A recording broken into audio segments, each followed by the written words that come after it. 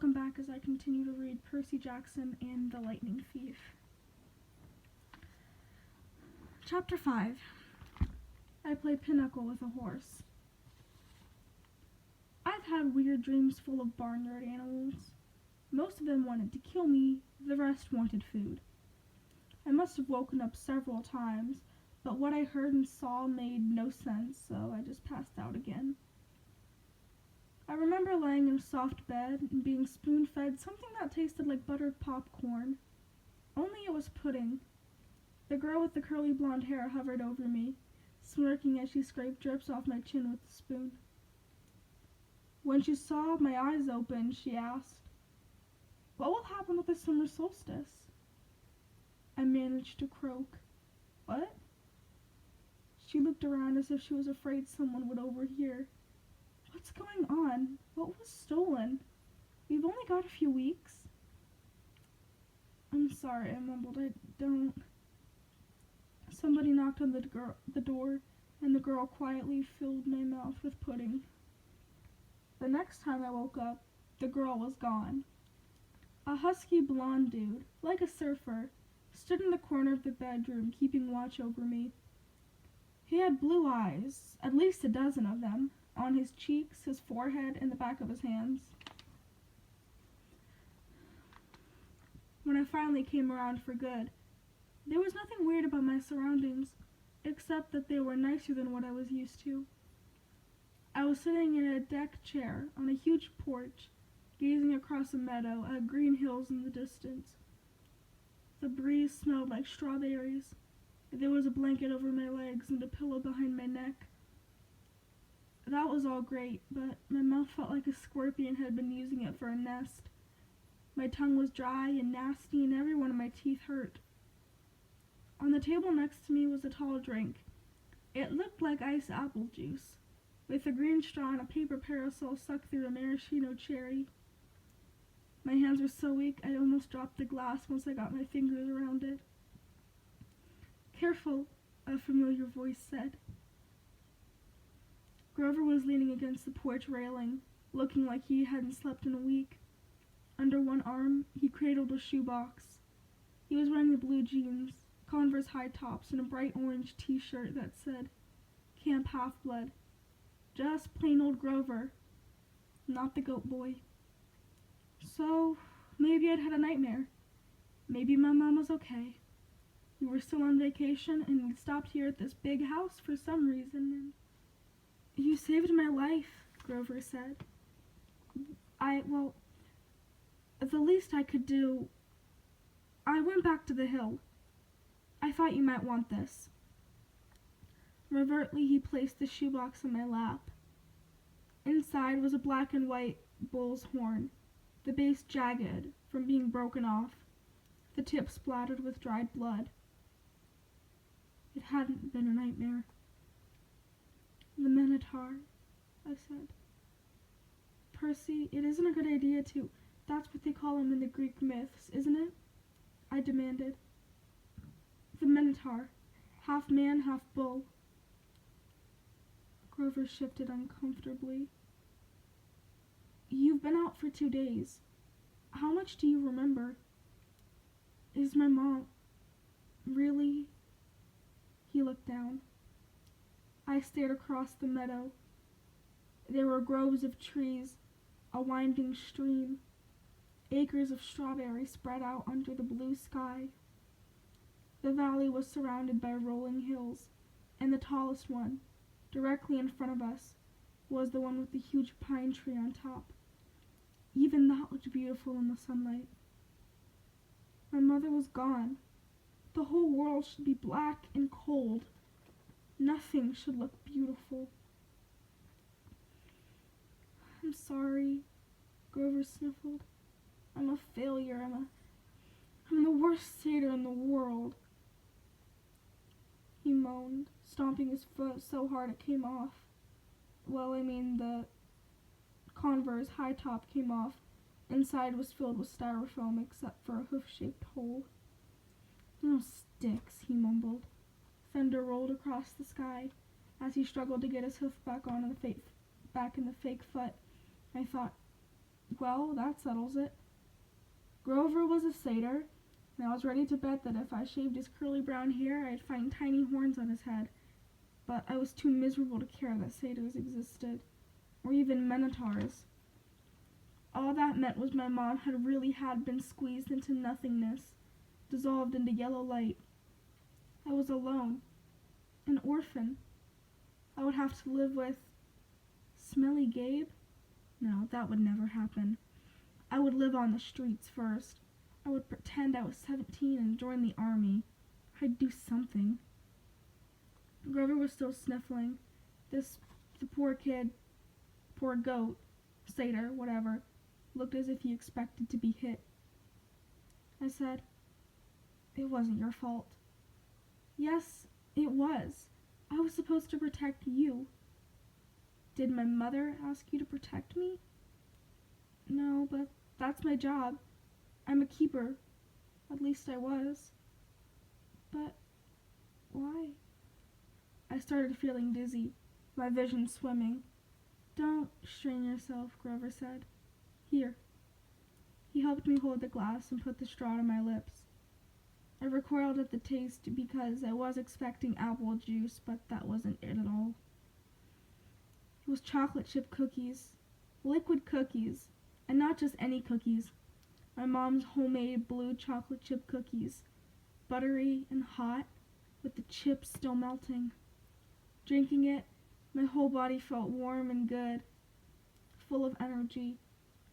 My grief didn't go away, but I felt as though my mom had just brushed her hand against my cheek, giving me a cookie the way she used to do when I was small, and told me everything was going to be okay. Before I knew it, I drained the glass. I stared into it. Sure, I just had a warm drink, but the ice cubes haven't even melted. "Was it good?" Grover asked. I nodded. "What did it taste like?" He sounded so wistful. I felt guilty. "Sorry," I said. "I should have let you taste it." His eyes got wide. No, that's not what I meant. I just wondered." "Chocolate chip cookies," I said. "My mom's. Homemade." He sighed. "How do you feel?" "Like I could throw Nancy Wolf at 100 yards. "That's good," he said. "That's good. I don't think you could risk drinking any more of that stuff." "What do you mean?" He took the empty glass from me gingerly, as if it were dynamite, and set it back on the table. "Come on. Sharon and Mr. D are waiting." The porch wrapped all the way around the farmhouse. My legs felt wobbly trying to walk that far. Grover offered to carry the Minotaur horn, but I held on to it. I'd paid for that souvenir the hard way. I wasn't going to let it go. As we came around the opposite end of the house, I caught my breath. We must have been on the north shore of Long Island, because on this side of the house, the valley marched all the way up to the water, which glittered about a mile in the distance. Between here and there, I simply couldn't process everything I was seeing. The landscape was dotted with buildings that looked like ancient Greek architecture, an open-air pavilion and amphitheater, a circular arena, except that they looked brand new, their white marble columns sparkling in the sun. In the nearby sandpit, a dozen of high school-aged kids and satyrs played volleyball. Canoes glided across a small lake. Kids in bright orange t-shirts, like Grover's, were chasing each other around a cluster of cabins nestled in the woods. Some shot targets at an archery range. Others rode horses down a wooden trail, and unless I was hallucinating, some of their horses had wings. Down at the end of the porch, two men sat across from each other at a card table. The blonde-haired girl who'd spoon-fed me popcorn-flavored pudding was leaning on the porch rail next to them. The man facing me was small but porky. He had a red nose, big watery eyes, and curly hair so black it was almost purple. He looked like those paintings of baby angels. What do you call them? Hubes? No. Cherubs. That's it. He looked like a cherub who turned middle age in a trailer park. He wore a tiger pattern Hawaiian shirt, and he would have fit right in one of Gabe's poker parties, except I got the feeling this guy could outgamble even my stepfather. "That's Mr. D," Grover muttered. "He's the camp director. Be polite." "The girl? That's Annabeth Chase. She's just a camper. But she's been here longer than just about anybody. And you already know Charon." He pointed to the guy whose back was turned to me.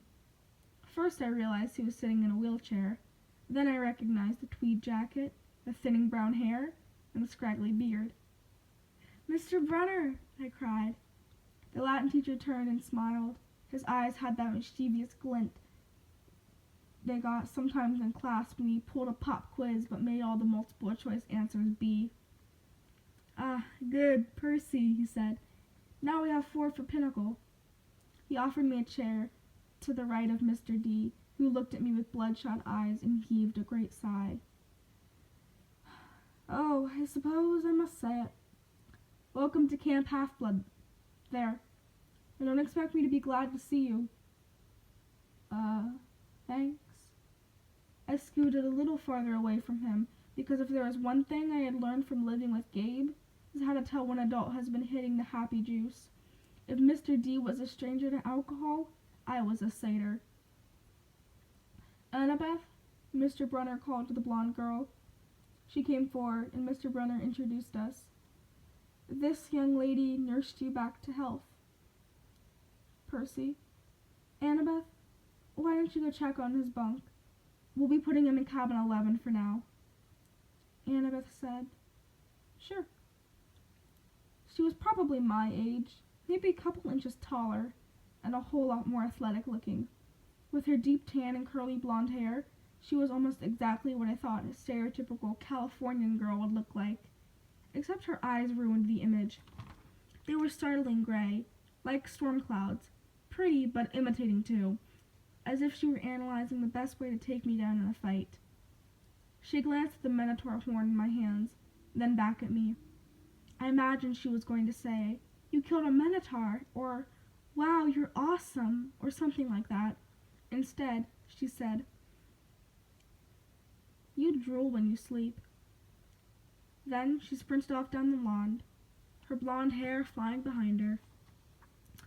"So," anxious to change the subject, "you, work here, Mr. Brunner?" "Not Mr. Brunner," the ex-Mr. Brunner said. "I'm afraid that was a synonym. You can call me Charon."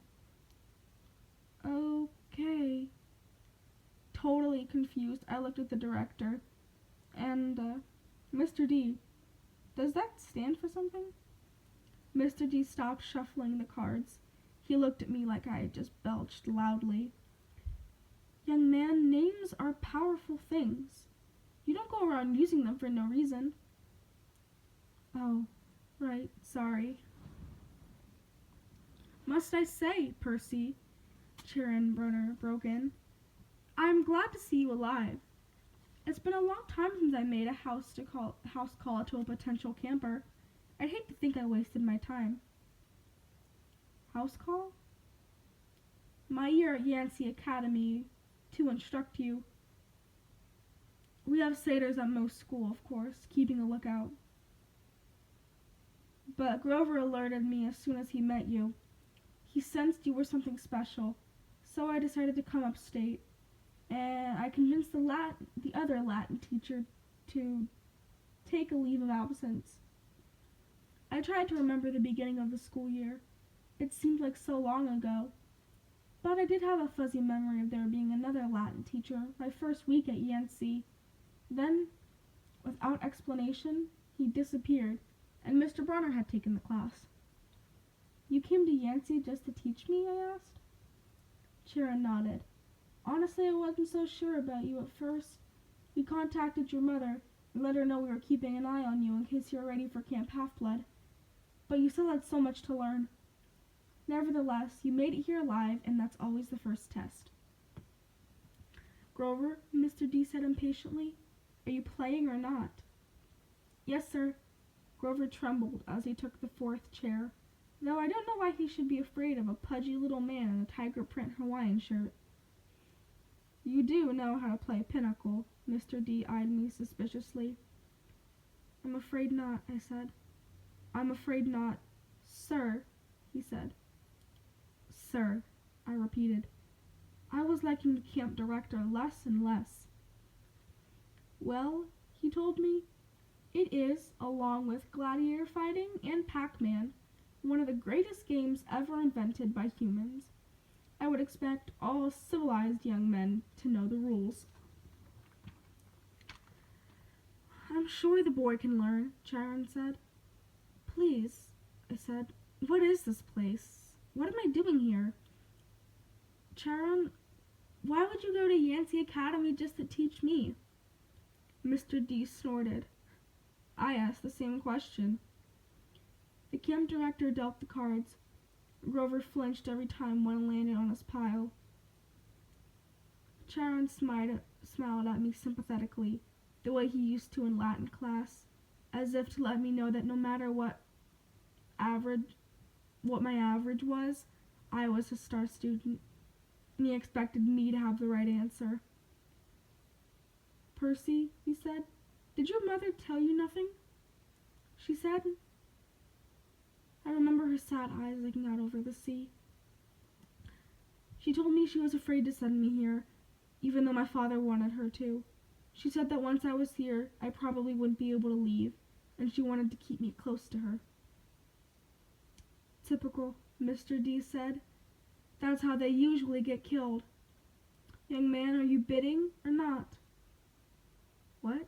I asked.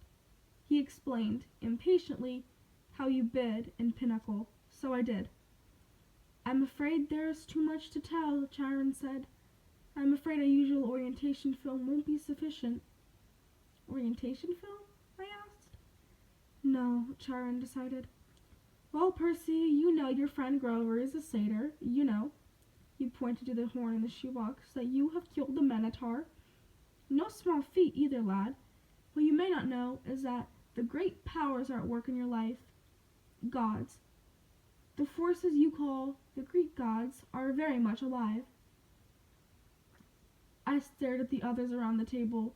I waited for somebody to yell, not, but all I got was Mr. D yelling, oh, a royal marriage, trick, he cackled as he tallied up his points. Mr. D, Grover said timidly, and if you're not going to eat it, can I have your Diet Coke can? Huh? Oh, all right. Grover bit a huge shot of the empty aluminum can and chewed it mournfully. Wait, I said, Charon. You're telling me there's such thing as God? Well, now, Charon said. God, capital G, God. That's a different matter altogether. We shan't deal with the metaphysical. Metaphysical? But you were just talking about gods, plural, as in great beings in control of the forces of nature and human endeavors. Immortal gods of Olympians. That's a smaller matter. Smaller? Yes, quite. The gods we've discussed in Latin. Zeus, I said. Hera, Apollo, you mean them? And there it was again, the distant thunder on a cloudless day. Young man, said Mr. D, I would really be less casual about throwing the names around if I were you.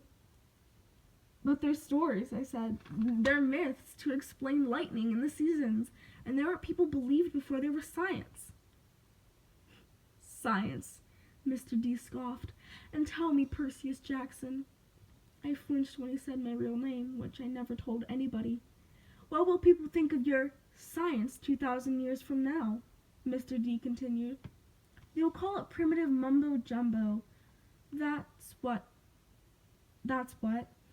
Oh, I love mortals. They have absolutely no sense of perspective. And to think they've come so far. And have they, Charon? Look at this boy and tell me. I wasn't liking Mr. D very much, but there was something about the way he called me mortal, as if he wasn't. So it was enough to put a lump in my throat to suggest why Grover was dutifully mending his cards, chewing a soda can, and keeping his mouth shut. Percy, Charon said, You may choose to believe or not, but the fact is, immortal means immortal. Can you imagine for a moment never dying, never fading, existing for you are, just as you are for all of time? I was about to answer off the top of my head that it sounded like a pretty good deal, but the tone of Charon's voice made me hesitate. You mean whether people believed in you or not? I said. Exactly, Charon agreed. If you were a god, how would you like being called a myth, an old story to explain lightning? What if I told you, Percy Jackson, that someday people would call you a myth, just created to explain how little boys can get over losing their mothers? My heart pounded. He was trying to make me angry for some reason, but I wasn't going to let him. I said, I wouldn't like it, but I don't believe in gods. Oh, you better, Mr. D murmured, before one of them incinerates you. Grover said, Please, sir, he just lost his mother. He's in shock. A lucky thing, too, Mr. D grumbled, playing a card. Bad enough I've confined to this miserable job, working with boys who don't even believe. He waved his hand and a goblet appeared on the table, as if the sunlight had bent momentarily and woven air and glass. The goblet filled itself with red wine. My jaw dropped, but Charon hardly looked up. Mr. D, he warned, your restrictions? Mr. D looked at the wine in feigned surprise. Dear me, he looked at the sky and yelled, Old habits. Sorry. More thunder. Mr. D waved his hand again, and the wine glass changed to a fresh can of Diet Coke. He sighed unhappily, popped the top of the soda, and went back to his card game. Charon winked at me. Mr. D offended his father a while back. Took a fancy to a wood nymph who'd been declared off-limits. A wood nymph, I repeated, staring at the Diet Coke like it was from outer space. Yes, Mr. D confessed. My father loves to punish me for the first time. Probation.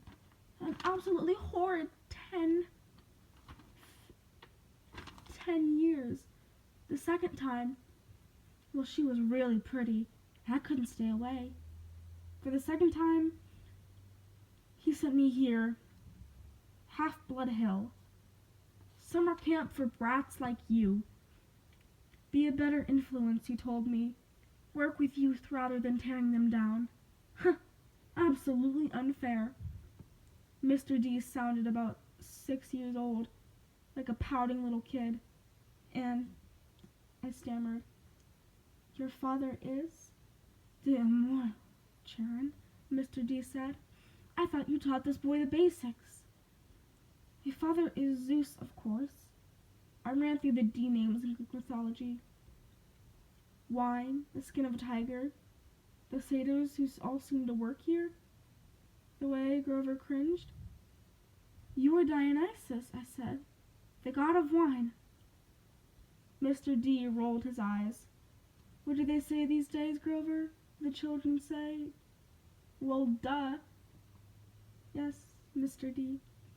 Then, well, duh, Percy Jackson. Do you think I was Aphrodite, perhaps? You're a god.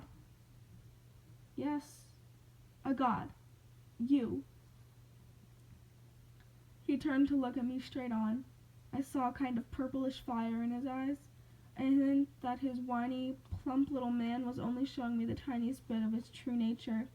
I saw visions of grapevines choking unbelievers, drunken warriors insane with battle lust, sailors screaming as their hand turns to flippers. I knew that if I pushed him, Mr. D would show me worse things. He would plant a disease in my brain that would leave me wearing a straitjacket in the rubber room for the rest of my life. Would you like to test me? He said quietly.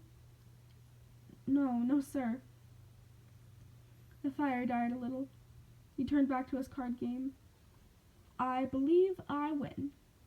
Not quite, Mr. D, Charon said. He set down a straight, tallied the points, and said, This game goes to me. I thought Mr. D was going to vaporize Charon right out of his wheelchair, but he just sighed through his nose as if he were used to getting beaten by the Latin teacher. He got up, and Grover rose too. I'm tired, Mr. D said. I believe we'll take a nap before the sing-along tonight. But first, Grover, we need to talk, again, about your less-than-perfect performance on this assignment. Grover's face beaded with sweat. Yes, sir. Mr. D turned to me. Cabin 11, Percy Jackson, and mind your manners. He swept into the farmhouse, Grover following miserably. Will Grover be okay? I asked Charon. Charon nodded, though he looked a bit troubled. Old Dionysus isn't really mad. He just hates his job. He's been, grounded, I guess you would say, and he can't stand waiting another century before he's allowed to go back to Olympias. Mount Olympias, I said. You're telling me that there really is a palace there? Well, now, there's Mount Olympias on Greece, and then there's the home of the gods, the convergence points of their powers, which did indeed used to be on Mount Olympias. It's still called Mount Olympias out of respect to the old ways, but the palace moves, Percy, just as the gods do. You mean the Greek gods are like here? Like in America? Well, certainly. The gods move with the heart of the West. The what? Come on now, Percy. What you call Western civilization, do you think it's just an abstract concept? No, it's a living force, a collective consciousness that's burned bright for thousands of years. The gods are a part of it. You might even say they're the source of it, or at least they're tied so tightly to it that we couldn't possibly fade, not unless all of Western civilization were obliterated. The fire started in Greece. Then, as you know, or I hope you know, since you've passed my course, the heart of the fire moved to Rome, and so did the gods. Different names, perhaps Jupiter for Zeus, Venus for Aphrodite, and so on, but the same forces, the same gods. And then they died. Died? No. Did the West die? The gods simply moved to Germany, to France, to Spain. For a while. Whatever the flame was the brightest, the gods were there. They spent several centuries in England. All you need to do is look at the architecture. People do not forget the gods. Every place they've ruled for the last 3,000 years, you can see them in paintings and statues, in most important buildings. And yes, Percy, they are now in your United States. Look at your symbol, the eagle of Zeus. Look at the statue of Prometheus at the Rockefeller Center, the Greek facades of your government building in Washington. I defy you to find any American city where the Olympians are not prominently displayed in multiple places. Like it or not, and believe me, plenty of people weren't very fond of Rome either. America's now the heart of the flame, and it's the great power of the West, and so Olympias is here, and we are here. It was all too much, especially the fact that I seemed to be included in Chiron's we, as if I were a part of some club. Who are you, Charon? Who am I? Charon smiled. He shifted his weight as if he were going to get up from his wheelchair, but I knew that was impossible. He was paralyzed from the waist down. Who are you? He mused. Well, that's the question we all want answered, isn't it? But for now, we should get you a bunk in cabin 11. There will be new friends to meet, and plenty of time for lessons tomorrow. Besides, there'll be s'mores at the campfire tonight, and I simply adore chocolate. And then he did rise from his wheelchair, but there was something odd about the way he did it. His blanket fell away from his legs, but the legs didn't move. His waist kept getting longer, rising from above the belt. At first I thought he was wearing very long white velvet underwear, but as he kept rising out of the chair, taller than any man, I realized that the velvet underwear wasn't, and in fact it was the fur of an animal. Muscle and sinew under the coarse white fur. And the wheelchair wasn't a chair. It was some kind of container, an enormous box on wheels, and it must have been magic. There's no way it could have held all of him.